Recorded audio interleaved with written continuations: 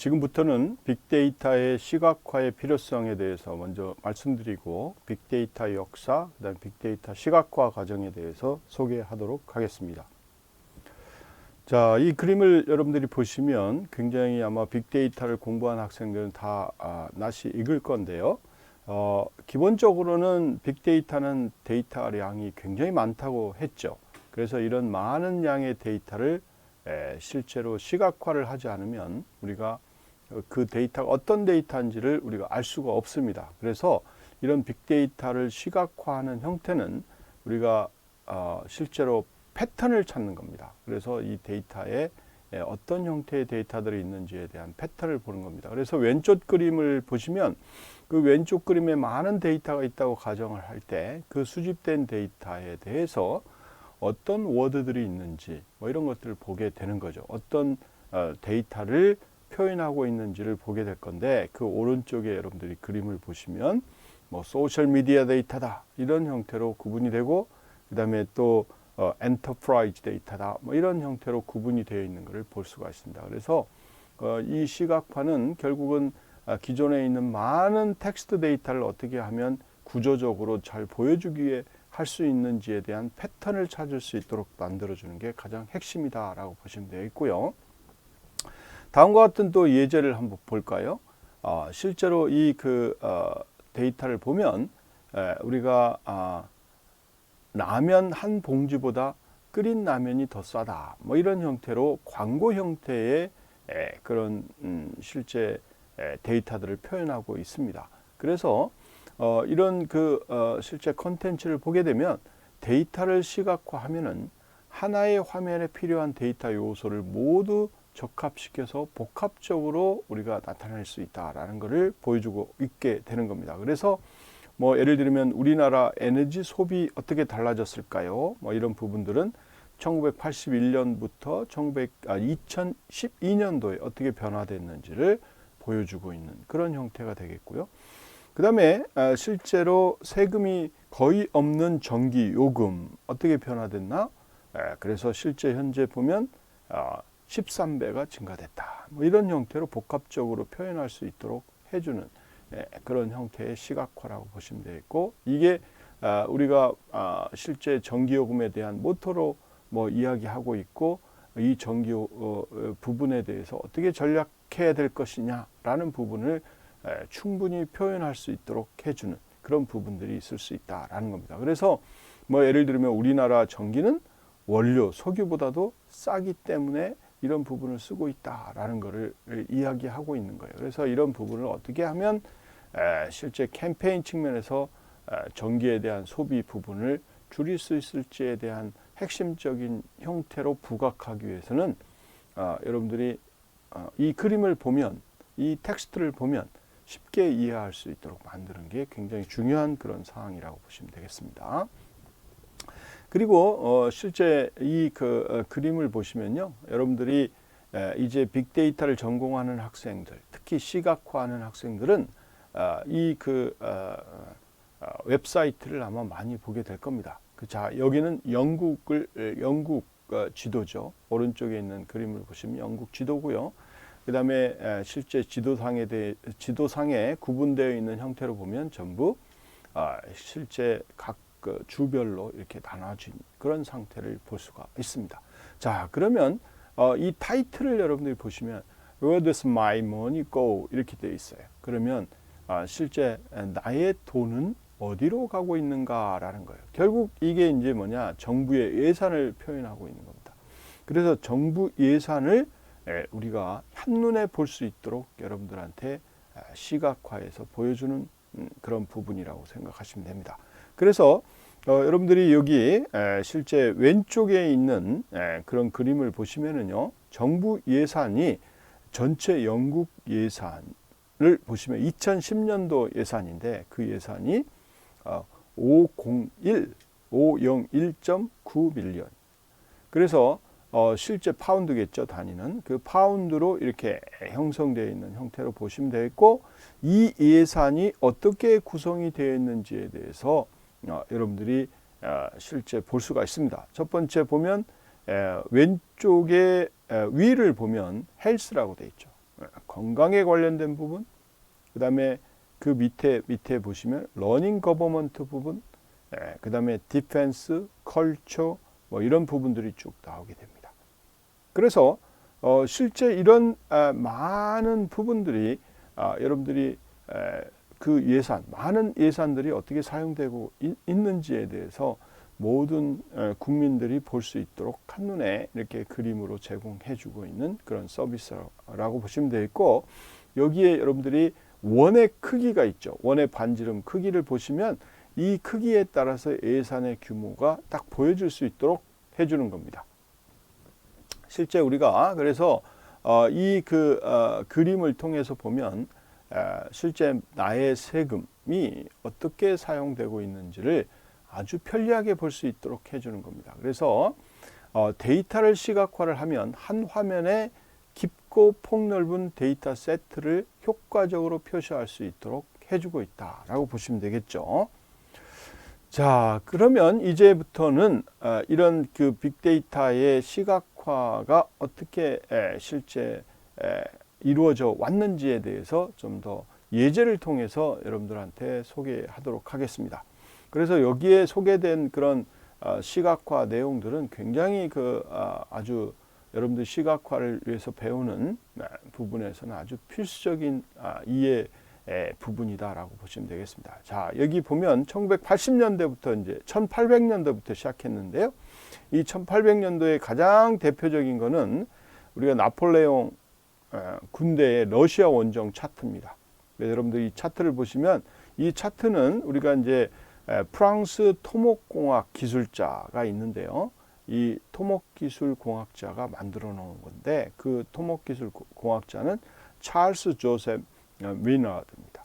그래서 이 기술자가 만들어 놓은 그림을 여러분들이 한번 보세요.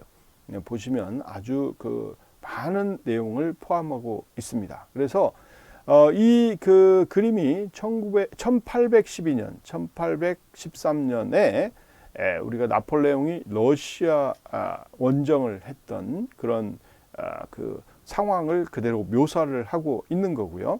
그래서 이 X축은 여러분들이 잘 아시는 것처럼 실제로 이제 우리가 시대적인 상황을 표현하고 있다라고 보시면 되겠고, 그 다음에 연한 젓갈색은 여러분들이 연한 젓갈색이 보이죠? 연한 젓갈색은 군대의 위치와 생존 병력을 우리가 표현하고 있는 겁니다.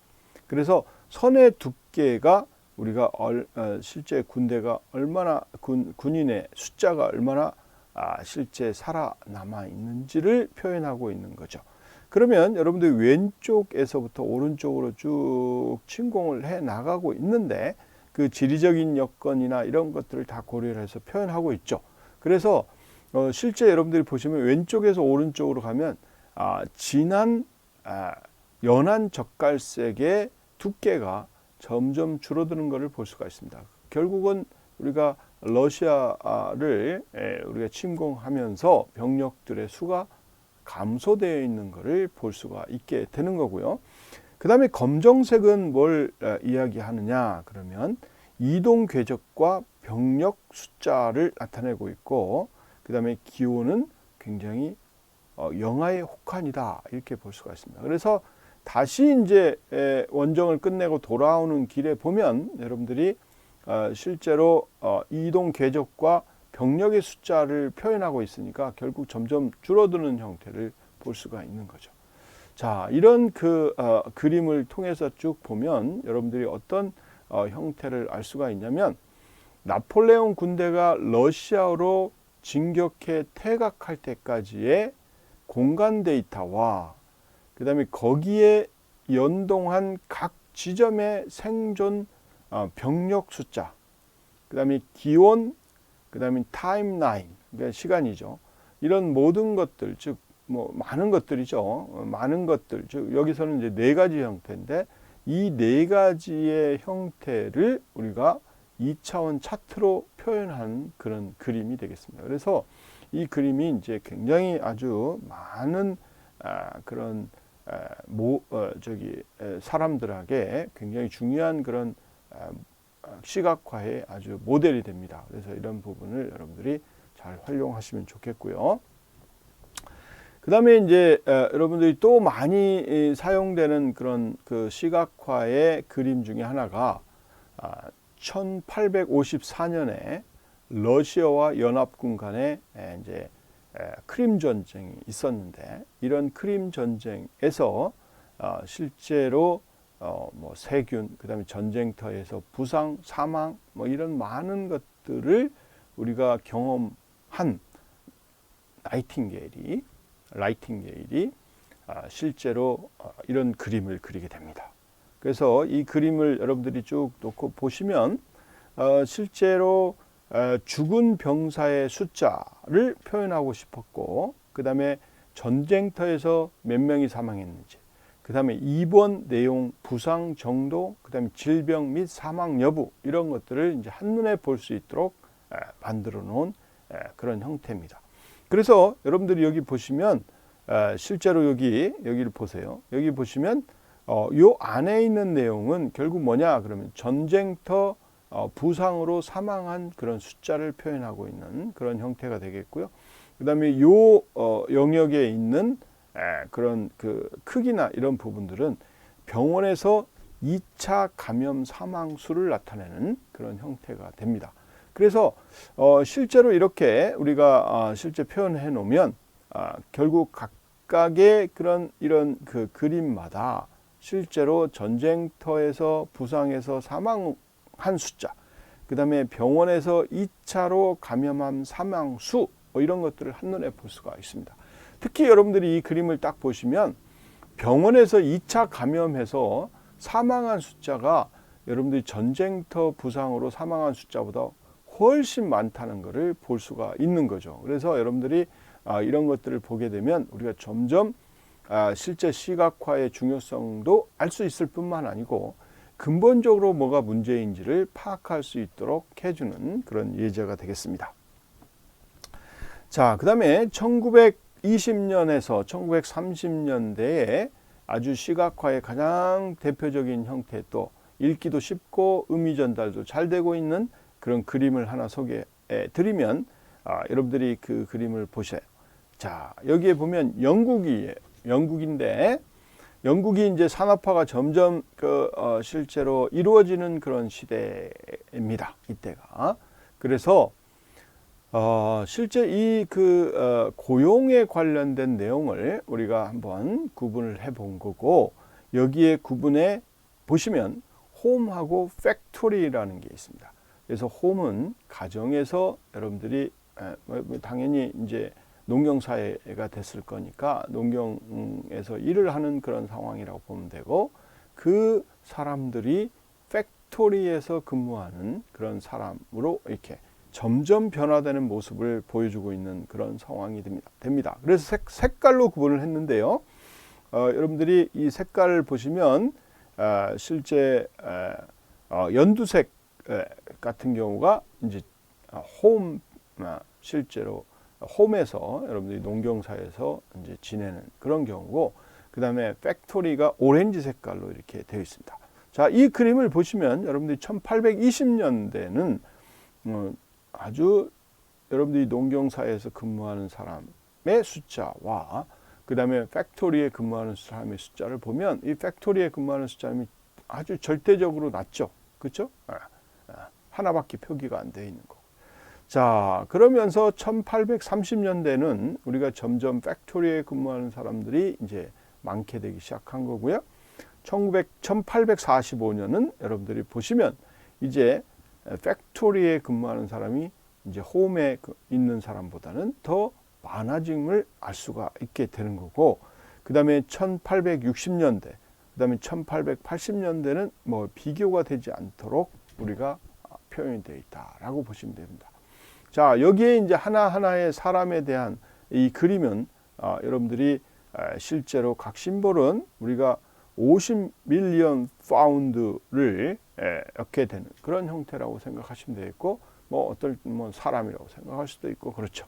자, 이래서 여러분들이 이 산업의 변화를 한눈에 딱 볼 수 있도록 만들어주는 그런 그림이다. 이렇게 여러분들이 생각하시면 되겠죠. 자, 이게 이제 1960년, 70년대가 들어서면서 이런 그 시각화는 여러분들이 광고와 더불어서 실제로 많은 것들을 표현할 수 있도록 해주고 있다라고 보시면 되겠습니다. 그래서 실제로 우리가 여러분들이 보시면 이 그림을 통해서 보시면 알겠지만 이 가로축은 여러분들이 이제 시대를 표현하고 있고요. 1972년, 1974년, 그 다음에 76년, 78년, 80년, 그 다음에 82년 뭐 이렇게 좀 표기가 되어 있고, 그 다음에 세로축은 여러분들이 이제 달러로 되어 있죠. 달러. 그래서 이 달러로 이제 표시되어 있는 것을 볼 수가 있습니다. 그러면 여러분들이 시대에 따라서 이 달러가 증가되는 것들을 알 수가 있고, 그 증가된 형태들은 결국은 실제 지불되는 돈이 연도에 따라서 계속 증가되고 있다라는 거고, 그게 여러분들이 하우스에서 사용하는 비용이다라는 거죠. 그래서 이런 비용들을 어떻게 실제 캠페인 측면에서 부각시키고 실제 부각된 그런 기반으로 뭐 비용을 줄인다든지 아니면 더 알차게 쓸 수 있게 만든다든지 이런 부분들이 필요한 거죠.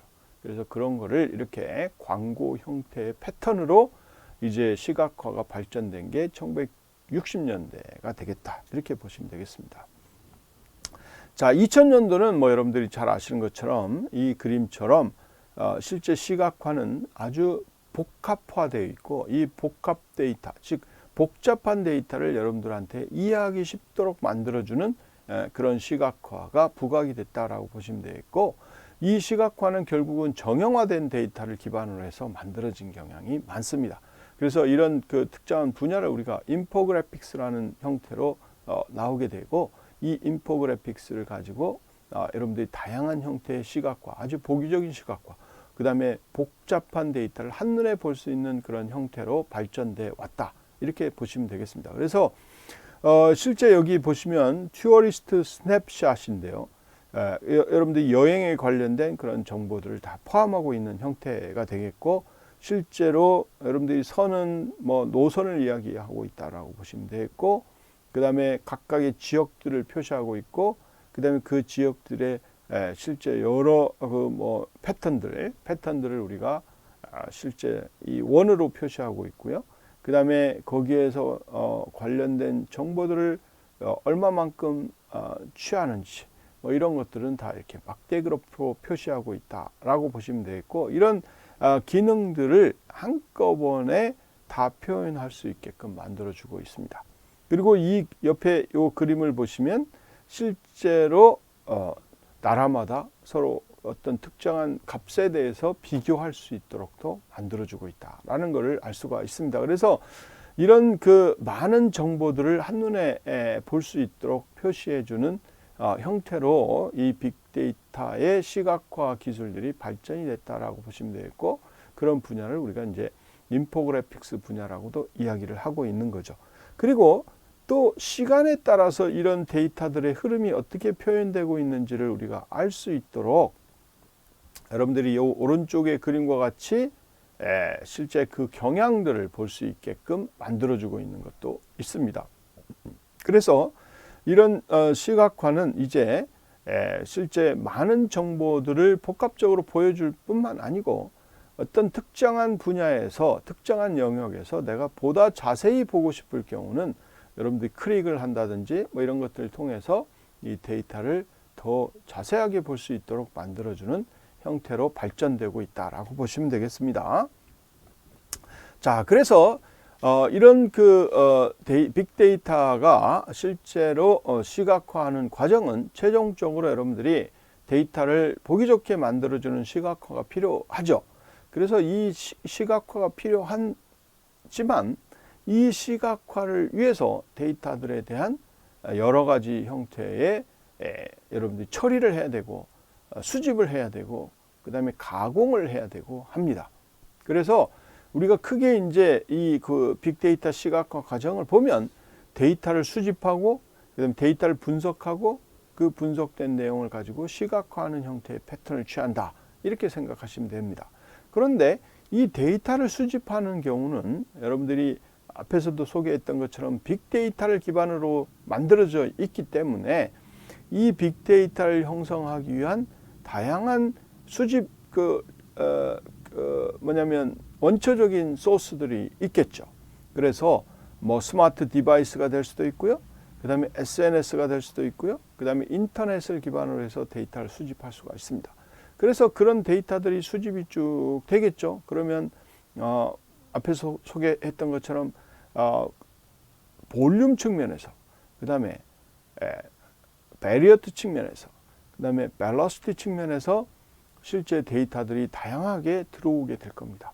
그러면 그런 들어오는 데이터들을 실제 저장해 놓고 그 저장된 데이터를 가지고 우리가 데이터를 분석하게 되겠죠. 그래서 그 분석은 여러분들이 뭐 다양한 그 툴들을 이용하게 되는데요. 뭐 여기서 이야기했던 R 도구를 통해서 할 수도 있고 파이썬을 통해서 할 수도 있고 굉장히 다양한 방식을 도구를 통해서 우리가 분석을 하게 되는데 그 분석하는 형태들을 분석하는 방법론 측면에서 보면 뭐 군집 분석을 할 수도 있고요.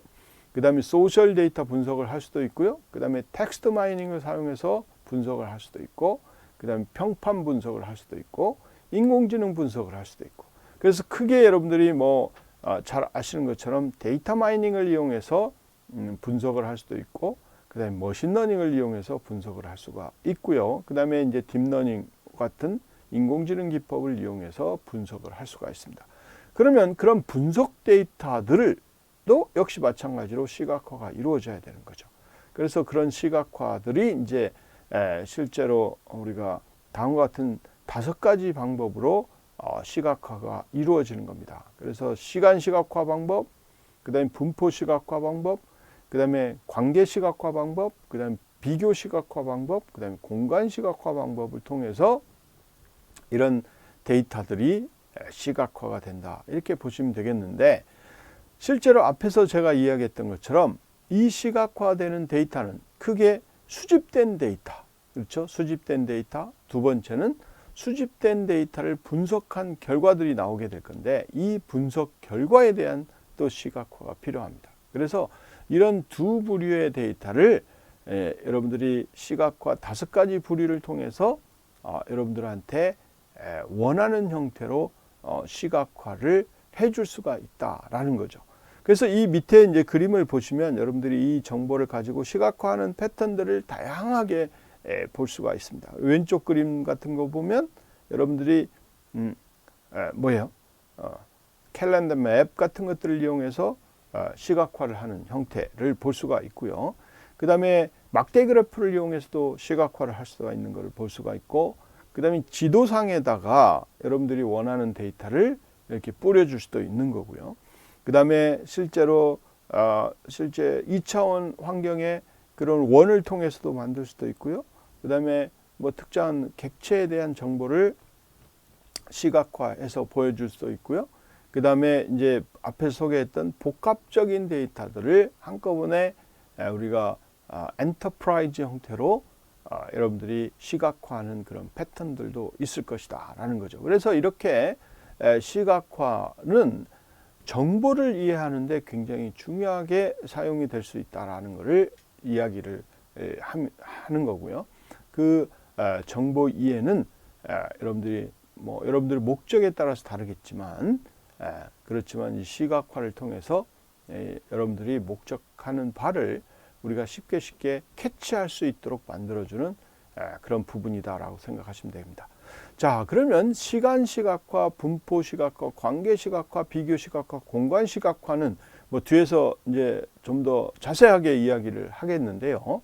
시간 시각화는 말 그대로 시간에 대한 데이터를 시각화하는 방법이다라고 보시면 되겠고, 그 다음에 분포 시각화는 여러분들이 잘 아시는 것처럼 미리 정해져 있는 그런 카테고리가 있는데 그 카테고리에 얼마나 실제로 데이터들이 분포가 되어 있는지 이런 것들을 시각화하는 겁니다. 여러분들이 간단하게 생각하는 게, 우리가 투표를 했다 그러면 정해진 후보자는 있죠.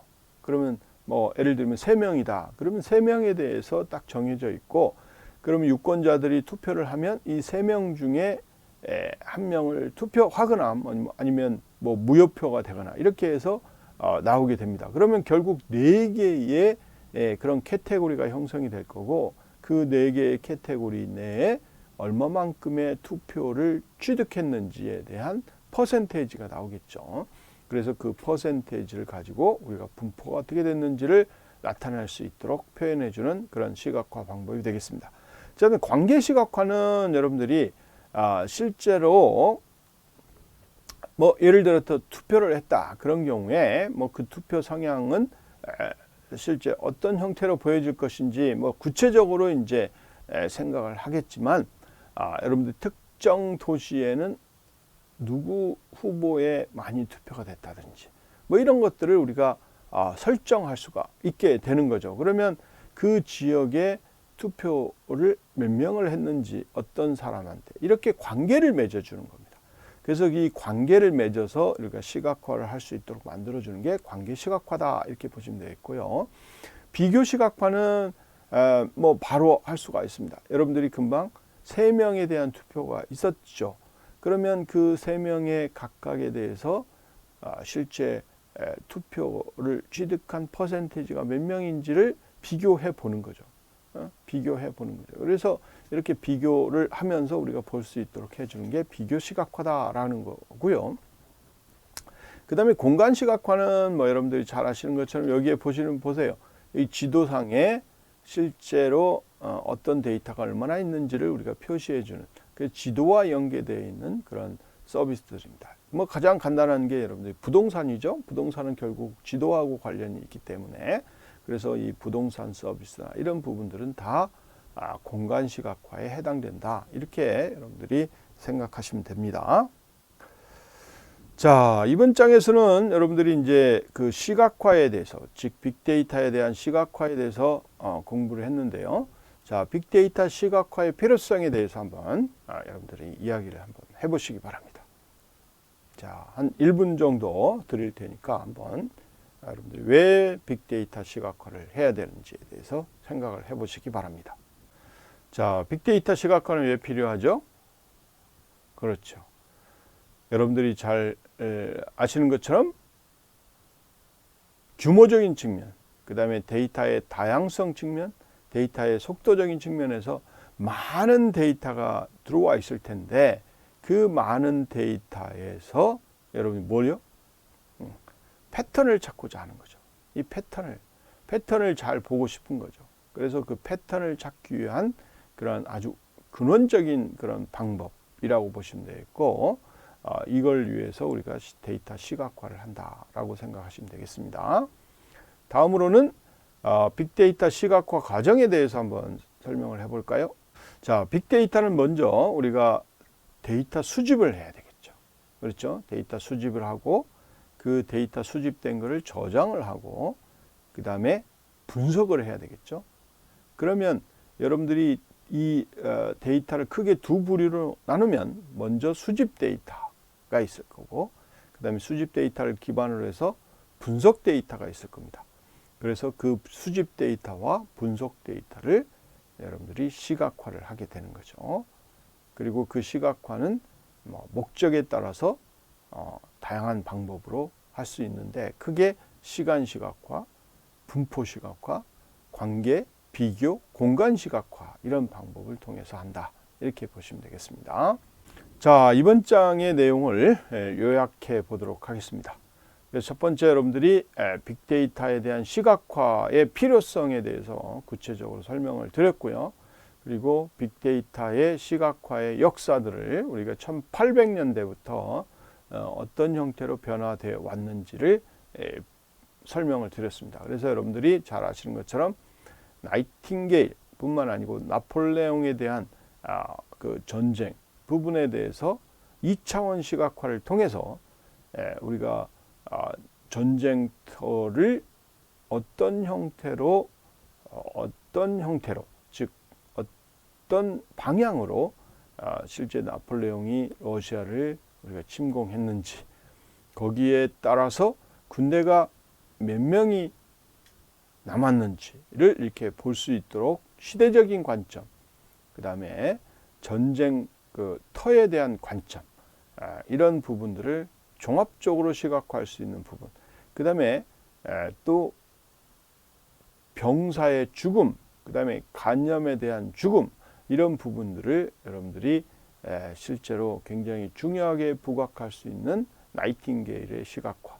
그래서 나이팅게일의 시각화를 통해서 여러분들이 전쟁터에서 돌아와서 죽는 사망자보다 감염을 통해서 죽은 사망자가 훨씬 많다는 것을 우리가 깨닫게 되고, 거기에 따라서 병원들이 감염병을 어떻게 예방할 것인지에 대한 구체적인 실제 조치를 취하는 그런 형태로 진행이 됐다라는 것을 알 수가 있는 거죠. 그래서 이만큼 시각화는 데이터를 이해하는데 굉장히 아주 중요한 그런 도구다, 이렇게 보시면 되겠습니다.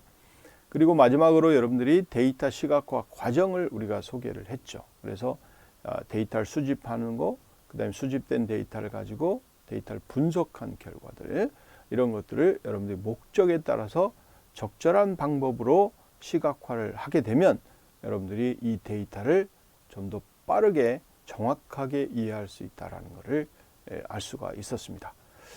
자, 이번에는 여러분들이 데이터 시각화에 대해서 중점적으로 공부를 했고요. 여러분들이 이런 시각화의 다양한 사례뿐만 아니고 여러분들이 정보에 대한 이해 측면에서 굉장히 중요하기 때문에 여러분들이 많은 그런 곳에서 이 데이터 사례들을 더 수집해 보시고 활용해 보시기 바랍니다.